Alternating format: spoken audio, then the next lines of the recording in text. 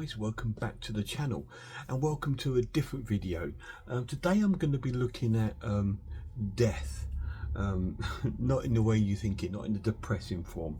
This is about horror movies, and I'm going to be looking at, and this is a new sort of thing I'm going to try and start and kick off, and I'm going to tag a couple of people into it. This is 5 great deaths in horror movies.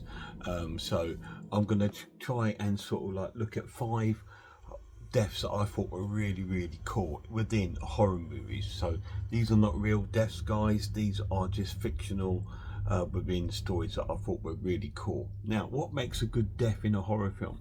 It doesn't have to be gory, although that can be quite fun. An honourable mention I will give will be to Terrifier. The first one, when we get the woman that is cut in half down the middle, I thought that was really cool, really gruesome but really cool. He saws her in half, which was kind of really good. So that's just an honourable mention. Yeah, so they don't have to be gory, they just have to be well kind of like thought out and original. So I've got 5 here, but like I said, I'm going to tag a couple of people into the video to see if they want to do it. First of all, I'm going to contact, is it Real Talk Yorkshire? I'm going to tag him into the video because I know he's a bit of a horror fan, and I'm sure he's got some great creations to share with us. And Ash from Popcorn and Horror. Of course, I'd like to hear what your top 5 deaths in a horror film are. So let's get cracking with my top 5. Now, these are not in any specific order, and these are not only the best 5, they're just 5 great deaths within horror films.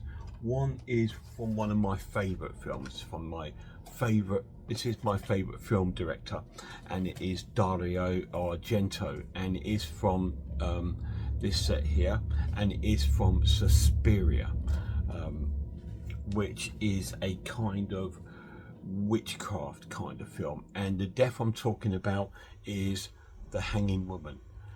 It's quite near on the film, it's quite not too far into the film, where we see this woman.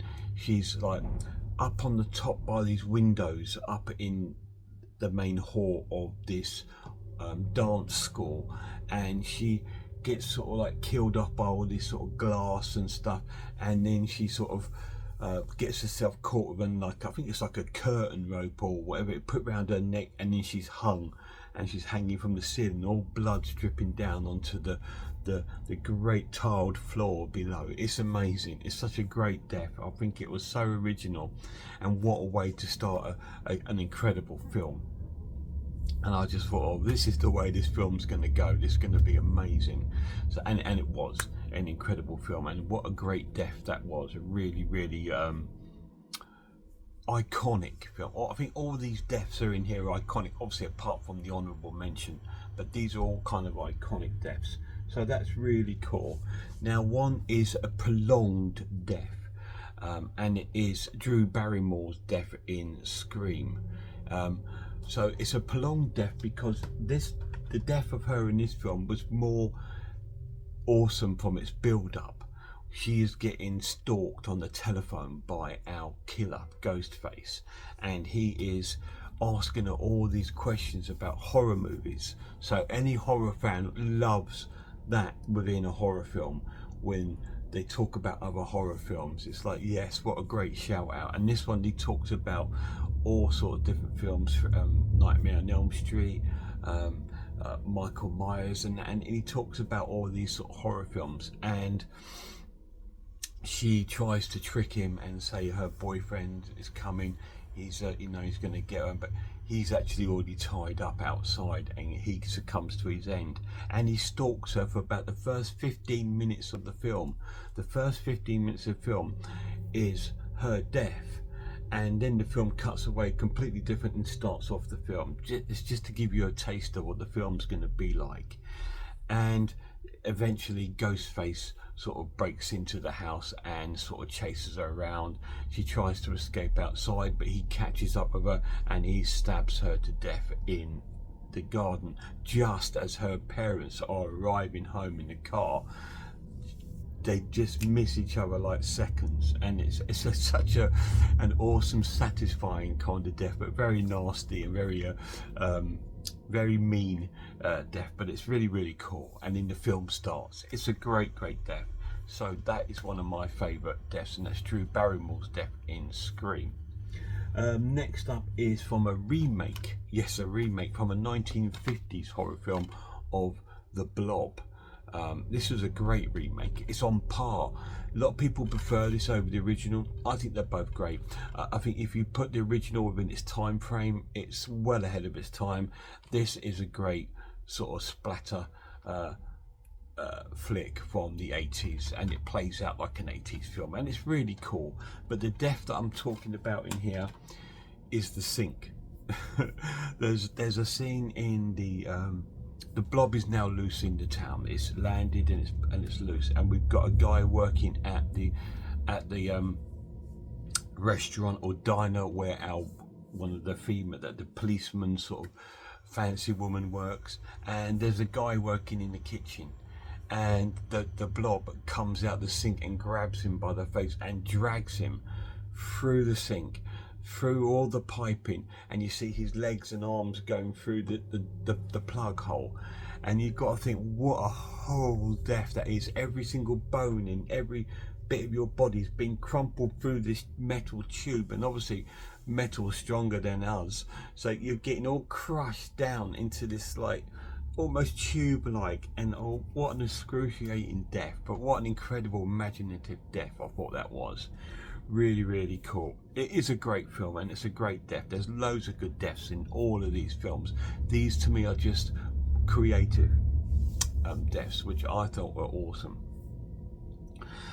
Yes, really cool. And he succumbs to his end. He gets poured through the sink, through the plug. Can you imagine the absolute pain that must be going through, for every bone being crushed, every organ being sort of squeezed into nothing thicker than a cup, you know. Amazing, really cool. So that's a great death from The Blob.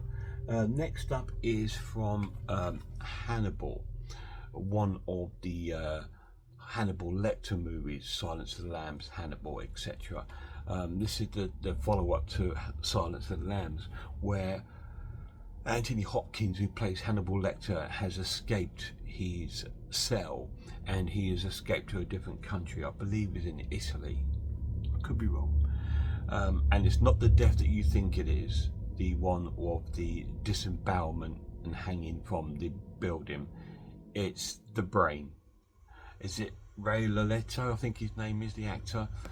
They're all at dinner, and I think he's a cop, and he's sort of succumbed to his end to Hannibal Lecter, and you'll see him sitting at the table, and he's just sitting there not answering him, and he just looks absolutely drained, and then all of a sudden you see little trickles of blood coming down from his forehead. What he's done, he has sawn his whole top of his head, and he lifts it off, and his brain is exposed to the world, and he then sort of cuts a little bit of the brain out and fries it in the pan to eat. And I just thought, wow, how can you get away with this? It's such a cool, amazing death. Really good. Again, it's another film with some of the most meanest deaths. Like I said, there's a disembowelment, there's a pigs eating this body, and there's all kinds of weird and wonderful deaths in this film. It is my favourite of the Hannibal Lecter films. It is the most gnarly and the most gory out of all of them, and it's got some really cool deaths, because in the first film Hannibal didn't do too many killings in that film because he was locked in prison. It was your other killer that was in it. Is it the Tooth Fairy or I can't remember now, or Buffalo Bill, whatever his name was, but he was the main killer in that one. But in this one we have Hannibal Lecter, and it's really cool. Such a good death. So one of my favourite deaths is in that film, and it's the brain death. So last but not least is from a classic 1970s British American film, the original Omen. And again, no, it's not David Warner's death, it's our priest. The priest who's gone to meet up with our senator to sort of explain to him that Damien is not his real son, and he's in fact a incarnation of the devil's son, and he doesn't believe him. So Gregory Peck tells him, I never want to see you again. Anyway, so he tells him and he leaves him, and just when he leaves, he's sitting on this bench by the River Thames. The wind builds up and you can see the wind, and then our music starts rolling with the sort of forbidden choir behind him, and then a storm starts, a thunderstorm, no rain, just wind and thunder, and the priest is terrified because he knows it's something that's after him. So he starts running through this park and through the field, through the trees, as this lightning is chasing him through there. He jumps over and it just misses him at one stage.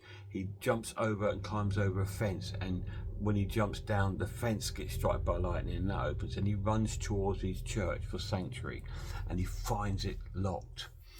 And then he hears a strange noise of lightning on metal, and he looks up, and right at top of the